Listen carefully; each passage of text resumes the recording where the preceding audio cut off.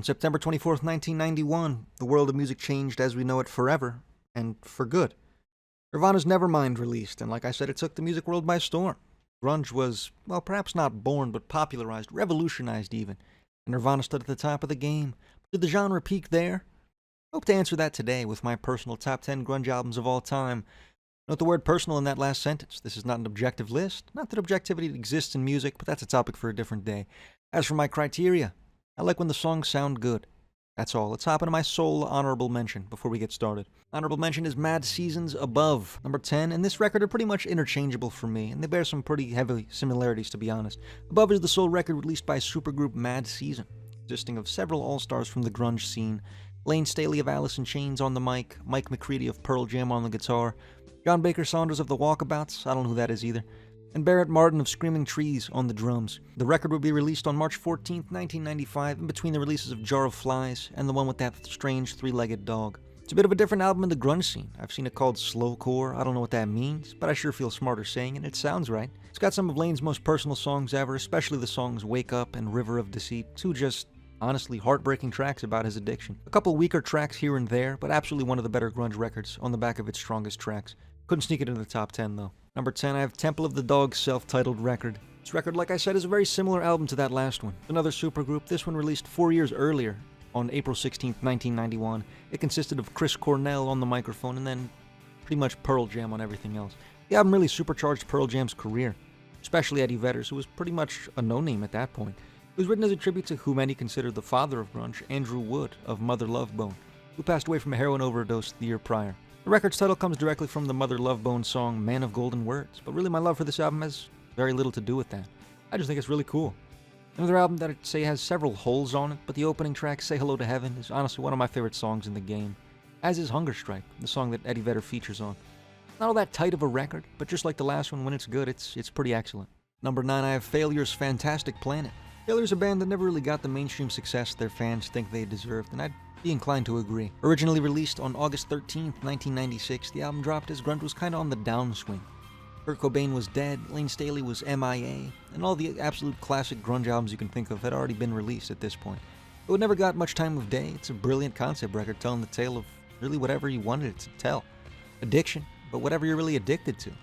Addicted to another person, addicted to drugs, to alcohol, the story kind of remains the same, and it's just as potent no matter how you really look at it. It's an album a lot of artists cite as a massive inspiration for them, both sonically and thematically. It's an incredible project, and deserving of the 9 spot, I'd say. Number 8, I've got Pearl Jam's 10. At this point, I believe some hearts are gonna break. If I had to name the most accessible grunge album, I think this would be the answer. Top to bottom, jam-packed with great shit. It's not overbearing or trying to be like a think piece. Most of the time, it's just super sick shit.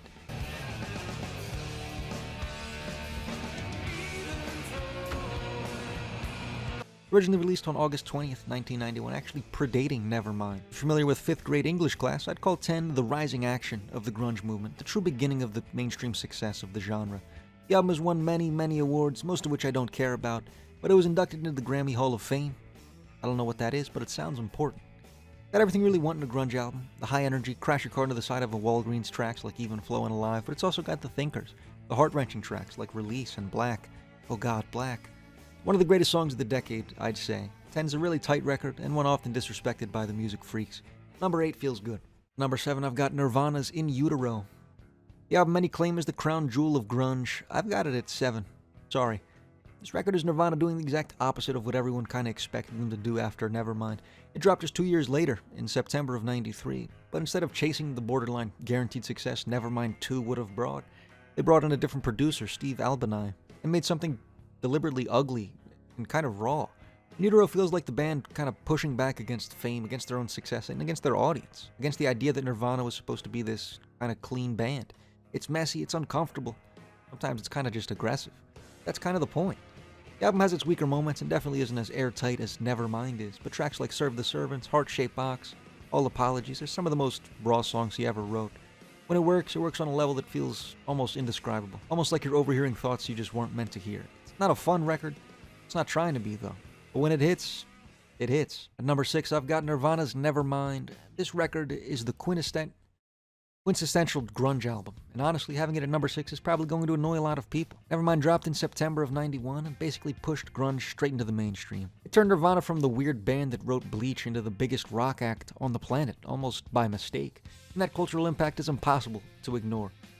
That said, I don't think it's a perfect album. The production is way cleaner than it is on Utero, way more calculated.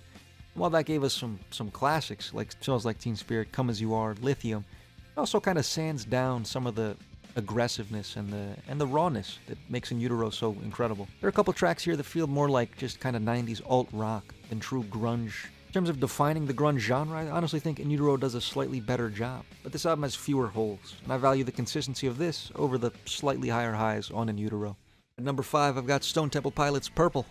Probably where the list gets a little controversial, because Purple is one of those albums that you either love or you hate, or you pretend it doesn't exist because it's not real grunge.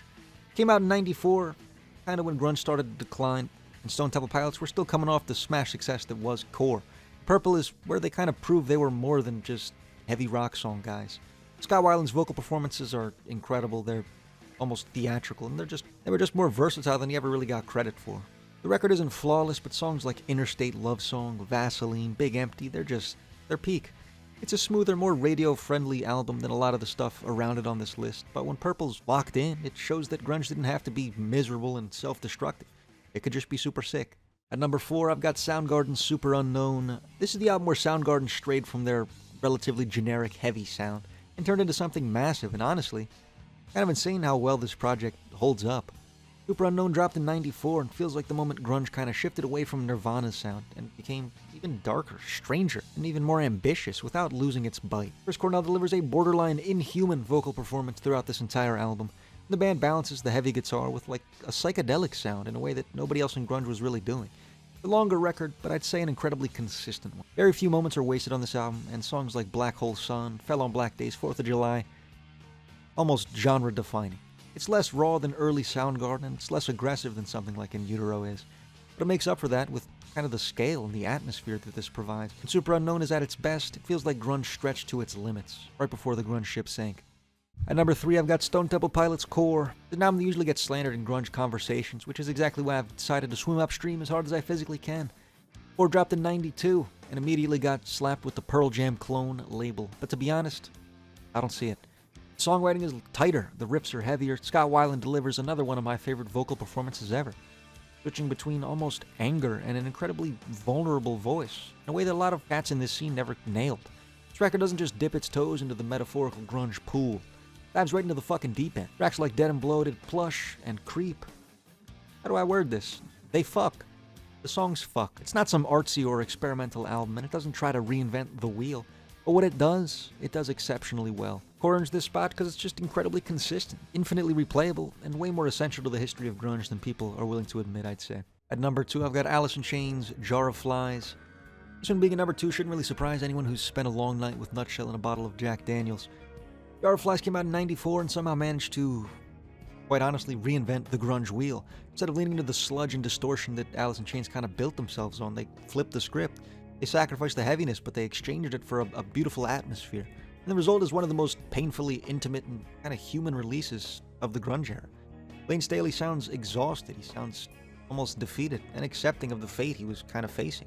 Gary Cantrell's songwriting is as sharp as ever. It's technically an EP, sure, but it plays like a fully realized album. And tracks like Rotten Apple, Nutshell, and Don't Follow are some of the most honest and, quite honestly, heartbreaking songs the genre ever produced. It's not a number 2 because it's a great representation of what grunge was. It's a number 2 because I kind of view it as grunge's finale, the result of all this heroin-fueled music. It cuts deeper than anything else on this list, and still feels absolutely miserable in the best possible way. There was never really any other choice for number 1. It's Alice in Chains' Dirt. Dirt released in 1992, and it feels like the darkest possible version of grunge, fully realized, with no filter and no attempt to make it palatable at all. This is grunge taken to its heights. This is Alice in Chains at their most brutal and most honest, where the darkness isn't just in the riffs, but in the subject matter itself. Vince Daly's vocals are genuinely harrowing here. There's pain, there's anger, self-loathing, and there's addiction screaming through every track. The instrumentation gives it this almost suffocating feeling.